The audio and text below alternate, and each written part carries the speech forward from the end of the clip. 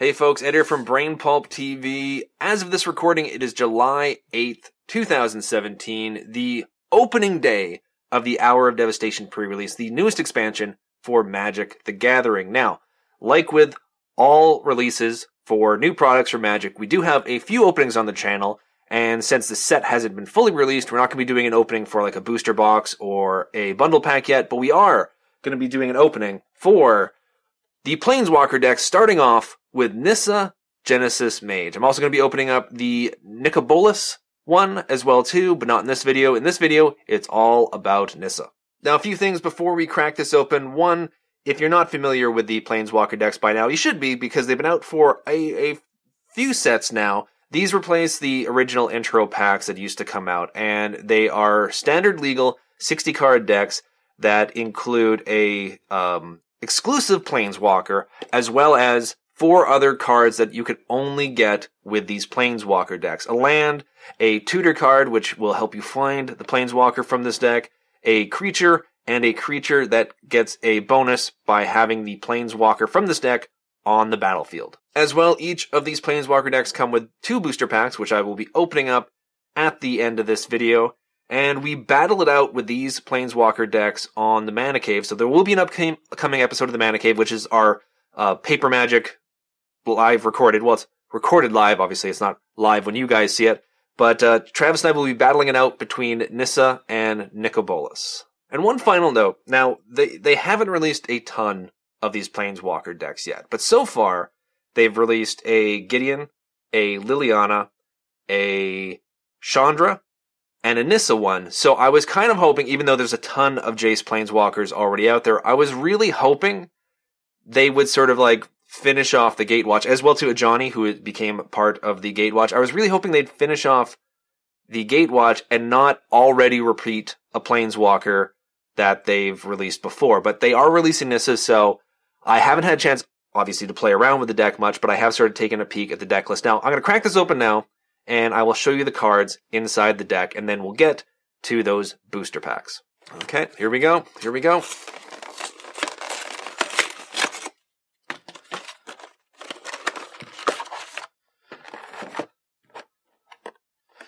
See if I can carefully get the Planeswalker out. Oh, that's not so careful.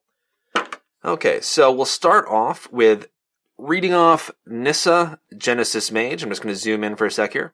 Okay, Nissa cost 5 and 2 green for a 5 loyalty Planeswalker. Her +2 is untap up to 2 target creatures and up to 2 target lands.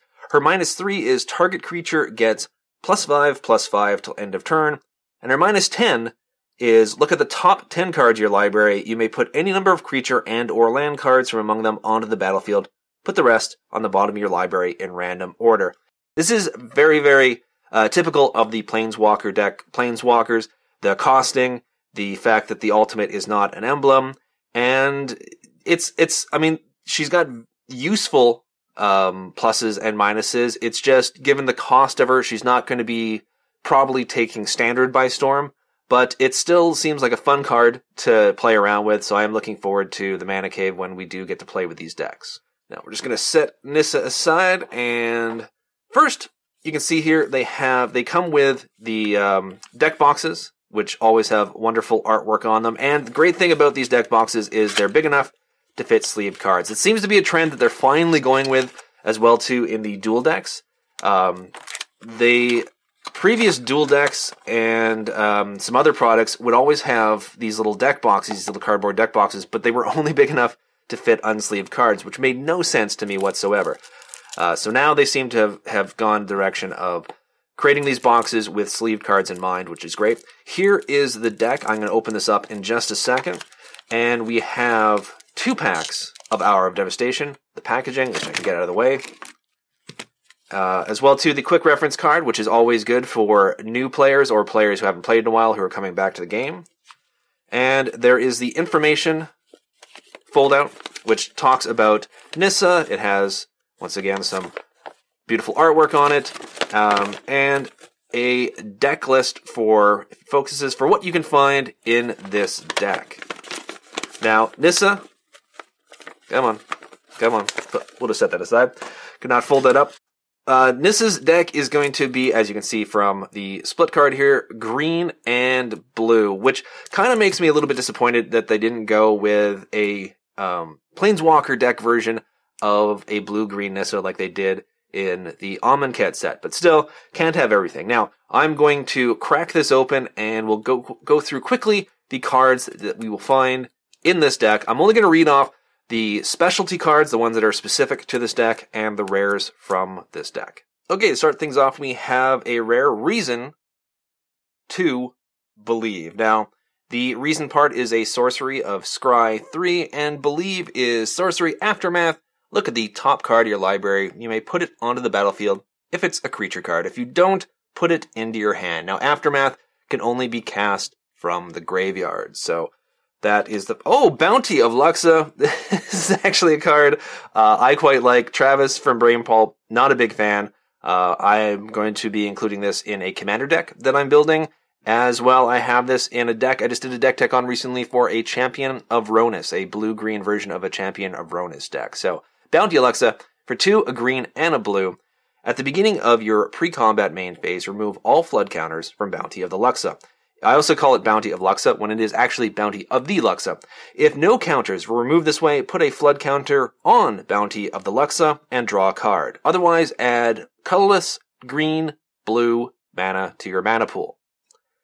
So 1 copy each of those, and this is the tutor card, the specific, one of the cards is specific to this Planeswalker deck. We have Nissa's Encouragement. For 4 and a green, you get a sorcery. Search your library and graveyard for a card named Forest, a card named Brambleweft Behemoth, and a card named Nissa Genesis Mage. Reveal those cards, put them into your hand, then shuffle your library. So this is a bit of a departure in the sense that other tutor cards from the Planeswalker decks had a sort of a separate effect, and then would just let you grab the Planeswalker from that deck. This lets you grab a forest, a creature, a specific creature, and Nissa. So I actually kind of like that as far as a change goes.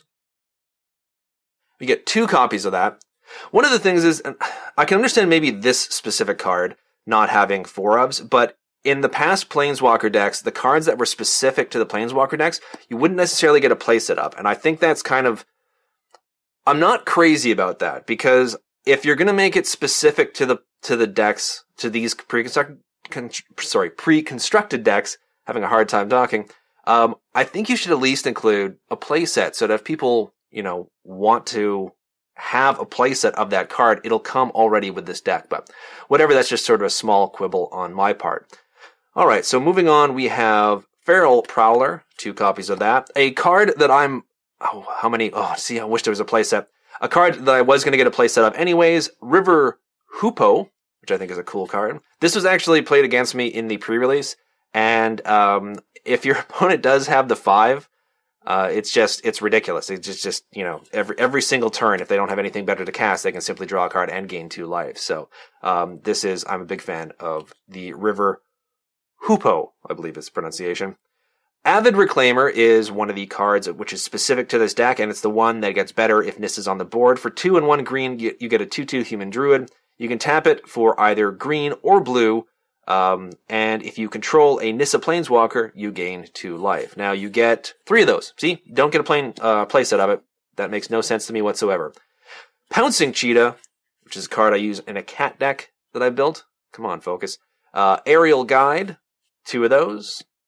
Weaver of Currents, 2 copies. Aven Reedstalker, a card I got to play in the pre-release, which I quite liked. Here is one of the other cards which is specific to this deck. The Brambleweft Behemoth for 4 and 2 green gets you a 6/6 trample. So, nice big stompy creature. You do get a playset of that, so that's nice to see at least. Got Angler Drake. And the land card, which is specific to this deck, Woodland Stream. So when Woodland Stream enters the battlefield tapped, you can tap it for either green or blue. And you do get a playset of that, and there's going to be a bunch of forests, and I'm assuming a bunch of islands. Yes, indeed. A bunch of islands. And here we go. And a card I'm really excited to see back in, not just print, but also back in a sort of a standard rotation, Unsummon. So for 1 blue, you get an instant return target creature to its owner's hand. So I'm pretty happy to see that, and you get 3 of those in there. So this deck, actually, I'm actually happier with this deck so far than I think any of the other Planeswalker decks, because it contains a bunch of the cards that I was just going to get play sets of anyway. So that's kind of nice. And then you have Ambuscade. Okay. And you get 2 copies of that, and then we finish things off with 2 copies of Spring to Mind. Okay, so that was the deck itself, including the Planeswalker. Now it's time to crack open the 2 packs that come with this Planeswalker deck. Okay, start things off. See it now. If you haven't watched the last Planeswalker deck opening, I cracked open a card in the last Planeswalker deck that I did. That was absolutely nuts. I don't think I'm going to do quite as well ever as I did in the last Planeswalker deck, but still. And because there's only 2 packs, I'm just going to read off the names of all the commons and the uncommons, and then read fully the rare at the end. So we have Open Fire, Countervailing Winds, Sandblast, Sidewinder Naga, Marauding Bone Lasher, or Bone Slasher, there we go. Wonderful time reading. Dejuru's Renunciation. Unsummoned, so now I definitely have a playset. Worst time talking ever. A playset of Unsummoned. Desert of the Glorified, which is the new cycling common lands that come in each of the colors of the mana wheel. Manalith. This is a card that I had my eye on as far as Pauper is concerned, so I'm happy that I opened up at least 1 copy of this so far. It's definitely a card that I'm going to try to play around with and see if there's... I gotta do a search and see if there's anything similar to it in Pauper right now, and if not, I think I'm gonna try to incorporate this in some Pauper decks. We have Thorned Moloch. Our first uncommon is Doomfall. Then Manticore Eternal.